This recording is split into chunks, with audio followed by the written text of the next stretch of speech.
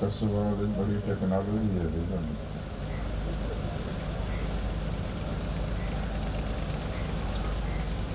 برادران اسلام، قائدین محترم اور میرے بہت ہی عزیز نوجوانوں، میں جماعت اسلامی کے ذمہ داران کا اور حاجی مشتاق صاحب رحمۃ اللہ علیہ کے صاحبزادگان کا اور اپنے بہت ہی عزیز دوست بھائی اور رہنما جناب میجر سرور صاحب کا شکریہ ادا کرتا ہوں کہ جنہوں نے اس بہت ہی بامقصد بابرکت اور بہت ہی اللہ کی بارگاہ میں اللہ کے ایک نیک بندے کے لیے خیر کے کلمات کے لیے ہم سب کو جمع کیا ہے. امیر ضلع میاں رحمت اللہ بٹو صاحب نے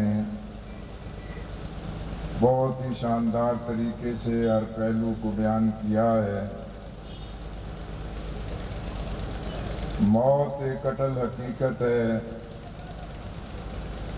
کل نفس ذائقۃ الموت، ہر ذی روح نے موت کا مزہ چکھنا ہے. اسی لیے موت بذات خود ایک درس ہے، پیغام ہے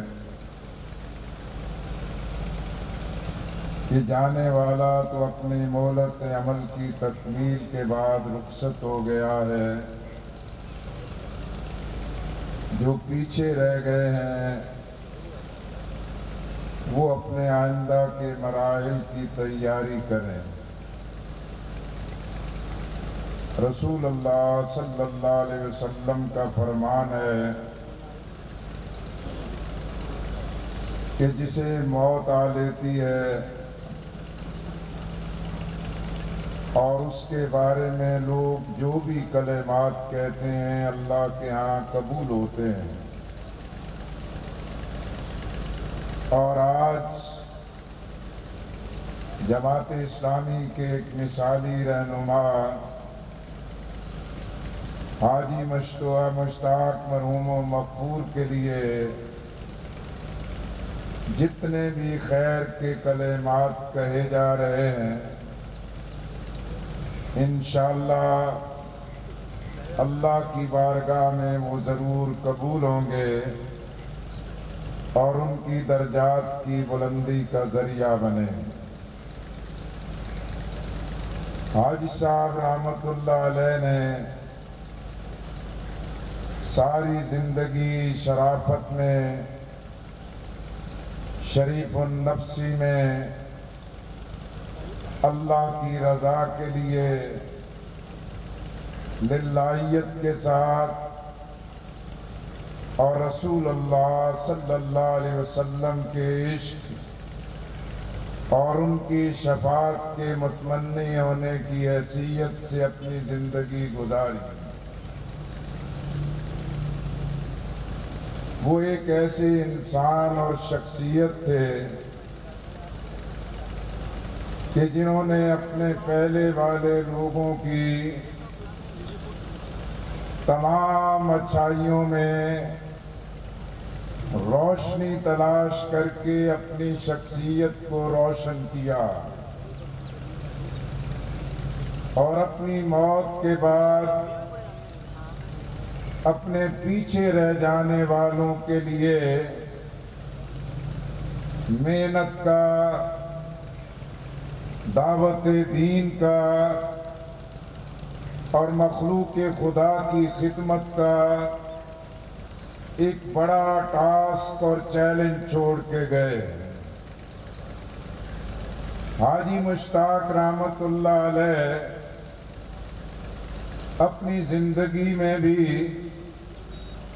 ہمیشہ دروس قرآن، فہم قرآن عوام کے مسائل پر احتجاج، امت کو درپیش مسائل پر اور پاکستان کی آزادی، سلامتی اور اس کے نظریے پر ہر بار کے مقابلے میں لوگوں کو جمع کرتے تھے، لوگوں کو اکٹھا کر کے آواز کو منظم کرتے تھے۔ آج ان کی موت نے بھی ہم سب کو جمع کیا ہے۔ میرے عزیزو، میرا ان کے ساتھ ایک طویل مدت سے تعلق تھا۔ جماعت اسلامی کی ذمہ داریوں میں ہمیشہ ان کے ساتھ ایک رابطے کی اور ایک قرب کی کیفیت رہی۔ میں نے انہیں ایک سچا اور کھرا انسان پایا۔ ان کی طبیعت میں ملائم تھے، کم گو تھے، طبیعت میں جلال تھا اور اپنے موقف اور اپنی بات کو پورے دلیل کی طاقت کے ساتھ پیش کرتے، اور ان کی دلیل کی طاقت کی بنیاد اللہ کی توحید تھی، رسول اللہ صلی اللہ علیہ وسلم کا عشق اور محبت کے ساتھ ان کی احادیث کا مطالعہ، اور پھر مولانا سید ابو العلا مودودی رحمت اللہ علیہ کی تحریروں کی بنیاد پر ان کی گفتگو میں، دلائل میں اور ان کے موقف میں چاشنی تھی۔ پھر میرے عزیزو، وہ ہمارے درمیان اس لیے بھی ممتاز تھے اور آج بھی ان کا مقام بلند ہے کہ وہ قرآن و سنت کے نظام کے غلبے کے جد و جہد کے جرنیل اور اراول دستے کی شخصیت تھے۔ میں سمجھتا ہوں کہ جمعے کا وقت قریب آ رہا ہے۔ میں چند گزارشات جو عرض کرنا چاہتا ہوں۔ بنیادی چیز ہے کہ ان کی زندگی میں جماعت اسلامی کی دعوت، قرآن و سنت کا پیغام رچا بسا تھا، اور ان کے اندر نوجوانوں میں، نئی نسل میں، عامات الناس میں، قصبوں اور دیہاتوں میں لوگوں تک اللہ کے دین کی دعوت کو پہنچانے کا ایک دیوانگی اور ایک عشق سوار تھا۔ اسی لیے رسول اللہ صلی اللہ علیہ وسلم کی یہ حدیث مبارکہ ان کے پورے کردار پر مور تصدیق ثبت کرتی ہے کہ انسان مرنے کے بعد صرف اپنے ساتھ اعمال لے کے جاتا ہے۔ یہ دولت، پیسہ اور دنیا کے جاہ و منصب سب پیچھے رہ جاتے ہیں۔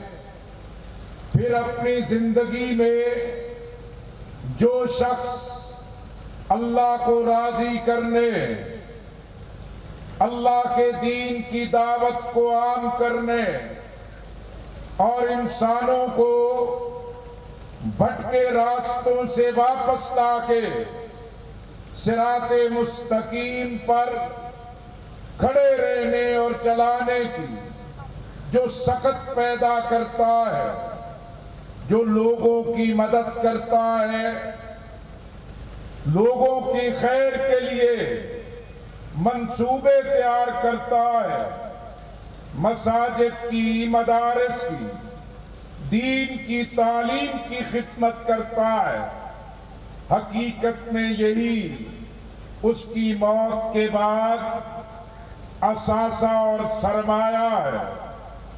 اس اعتبار سے بھی کہ حاجی صاحب اپنے ساتھ نیک اعمال لے کے گئے، اپنی زندگی کے نیک اعمال کے ساتھ اپنے پیچھے صدقہ جاریہ چھوڑ کے گئے۔ پھر آج کے دور میں والدین کے لیے اولاد بے پناہ اہمیت اور اثاثہ رکھتی ہے۔ رسول اللہ صلی اللہ علیہ وسلم کے فرمان کے مطابق والدین کا اثاثہ، والدین کی طاقت، والدین کا صدقہ جاریہ ان کی اپنی اولاد ہے جو ان کے پیچھے نیکی سے وابستہ ہو، برائی سے بچنے والے ہو، اللہ کے دین کی خدمت کرنے والے ہو اور اپنی زندگی میں حلال روزی کی تگ و دو کرنے والے ہوں۔ حاجی صاحب اس اعتبار سے بھی خوش نصیب ہے کہ وہ اپنے پیچھے بہت ہی شاندار، باعمل، محبت کرنے والی اولاد چھوڑ کے گئے ہیں۔ میرے عزیزوں اور میرے بھائیوں، حاجی مشتاق صاحب مرحوم میں یہ جو صفات پیدا ہوئی، جو ان کے کردار میں پختگی پیدا ہوئی، زمانے کے ہر ترش اور تپش میں اللہ نے جن کے قدموں میں استقامت دی، للہیت دی، اللہ کے دین پر قائم رہے، انتخابات کی شکست در شکست کے باوجود جماعت اسلامی کے لیے وہ ایک پختہ چٹان کی صورت میں کھڑے رہے، اس لیے کہ وہ مولانا سید ابو الاعلیٰ مودودی رحمت اللہ علیہ کی لٹریچر، ان کی فکر، قرآن و سنت کی تعلیم کی روشنی میں حقیقت میں وہ مرجع الخلائق بنے تھے، لوگوں کے لیے خیر کا ذریعہ بنے تھے۔ مولانا مودودی رحمت اللہ علیہ نے اپنے ساتھیوں میں یہی پیدا کرنے کی کوشش کی کہ انہوں نے لوگوں کو اپنی ذات کی طرف نہیں بلایا، جماعت کی، حزب کی، تعصب کی طرف نہیں بلایا، اللہ کے دین کی طرف، قرآن و سنت کی دعوت کی طرف اور لوگوں کی خدمت کے لیے لوگوں کو تیار کیا۔ اس لیے میں آج یہ پورے تیقن کے ساتھ کہتا ہوں، مولانا مودودی رحمت اللہ علیہ نے اس معاشرے میں ایسے لوگوں کو تیار کیا جو اللہ کی بندگی بجا لائیں، جو رسول اللہ صلی اللہ علیہ وسلم کی اطاعت بجا لائیں۔ ایسے افراد تیار کیے جو خلفائے راشدین، صحابہ کرام رضوان اللہ اجمعین، اللہ کے پسندیدہ بندے، اولیاء کرام کے ان صاف ستھرے راستوں کو اختیار کر کے معاشرے میں وہ روشنی کے چراغ بنے۔ مولانا مودودی رحمت اللہ علیہ نے اپنے ساتھیوں میں یہی استقامت پیدا کی کہ دنیا کی کوئی کامیابی، دنیا کا کوئی منصب، دنیا کی کوئی دولت، دنیا کی کوئی چکا چوند ان کے لیے کوئی اہمیت نہیں رکھتی. اصل کامیابی اللہ کا راضی ہونا ہے، اللہ کی رضا ہے، اللہ کے ہاں کامیابی ہے. سارے اعمال اپنی جگہ، اللہ راضی نہ ہو انسان کی زندگی اور آخرت بھی برباد ہے. ہم اسی راستے پر ہیں، گناہگار ہیں، خطا کرنے والے ہیں، غلطیاں کرنے والے ہیں، فرشتے نہیں ہیں، لیکن اس تربیت کے راستے پر ہیں کہ اپنے اعمال کے ساتھ اپنے اللہ کو راضی کر لیں. میرے عزیزو، حاجی صاحب کی اصل جدوجہد اقامت دین کے لیے تھی، قرآن و سنت کے غلبے کے لیے تھی، دین کی حکمرانی کے لیے تھی. ظلم، جبر، زیادتی، ناانصافی کے نظام کے خاتمے کے لیے تھی. حقیقت میں میرے دوستو، لوگ پریشان ہوتے ہیں، آوے کا آوا بگڑ گیا، حالات خرابی کی طرف ہے، لیکن ہمارا یقین ہے اس پاکستان کو علامہ اقبال کی فکر، قائد اعظم کے ویژن، کلمے کی بنیاد پہ بنایا گیا. پاکستان میں ہمارے اکابرین نے، ملک کی قیادت نے قرارداد مقاصد پر اتفاق کیا. اکابر علماء نے 22 نکات پہ اتفاق کر لیا. پھر مسجدیں، مدارس، امام بارگاہ، قتل و غارت گری کے مراکز بن گئے. تشدد، عدم برداشت، فرقہ پرستی، تکفیریت اپنی انتہا کو پہنچی.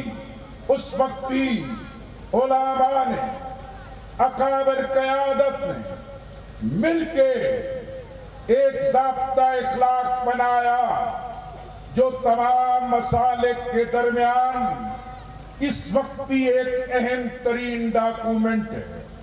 پھر پاکستان میں ایسا آئین ہے جو ریاست کا مذہب اسلام، قرآن و سنت سے متصادم قانون کی مخالفت کرتا ہے. ہماری سیاست، ہماری پارلیمنٹ، ہماری معیشت، ہمارا سماج قرآن و سنت کی بالادستی کا پابند ہے. لیکن المیہ ہے کہ پاکستان میں یہ مضبوط بنیادیں ہیں، لیکن ذلت ہمارا مقدر ہے، رسوائی ہمارا مقدر ہے، کشکول ہمارے ہاتھوں میں ہے. قومی غیرت، حمیت کا سودا کیا جاتا ہے. حاجی مشتاق صاحب، ان کی پارٹی اور جماعت کی اصل جدوجہد یہی تھی کہ لوگوں لوٹ آؤ، آپ کے پاس مضبوط بنیاد ہے، لیکن انحراف کی وجہ سے، عمل سے دوری کی وجہ سے اور عمل میں کمزوری کی وجہ سے آج ہم ان مشکلات سے دوچار ہیں. ہمارے ملک میں معیشت کی تباہی، اقتصاد کی تباہی، یہ غربت، مہنگائی، لاقانونیت، رشوت، کرپشن، میرٹ کی پامالی لوگوں کو تباہ کر رہی ہے. ہمارا موقف ہے، زراعت طاقت ہے، ہمارے ملک کی صلاحیتیں ہماری طاقت ہے. خود انحصاری، اپنے آپ پر اعتماد، امانت اور دیانت سے ریاست کا نظام چلانے میں خیر ہے، اور حاجی صاحب کا بھی یہی ارادہ، مصمم ارادہ، کامل یقین تھا، اور آج بھی ان کے بعد ہمارا یقین ہے کہ انشاءاللہ یہ پاکستان عالمی صفوں میں اپنی عزت کو اسلام سے وابستہ ہو کے ضرور بحال کرے گا۔ افغانستان جس میں آج طالبان کامیاب ہے، افغان عوام کامیاب ہے، امریکہ نیٹو فورسز ذلت کی مٹی چاٹ رہے ہیں، افغانستان میں 20 سال سے یہ پھیلایا گند اللہ کی کبریائی کے ساتھ صفائی کی طرف آگے بڑھ رہا ہے، لیکن پھر سازشیں عروج پر ہے، پھر اسلام سے بیری، اسلام کا راستہ روکنا چاہتے ہیں۔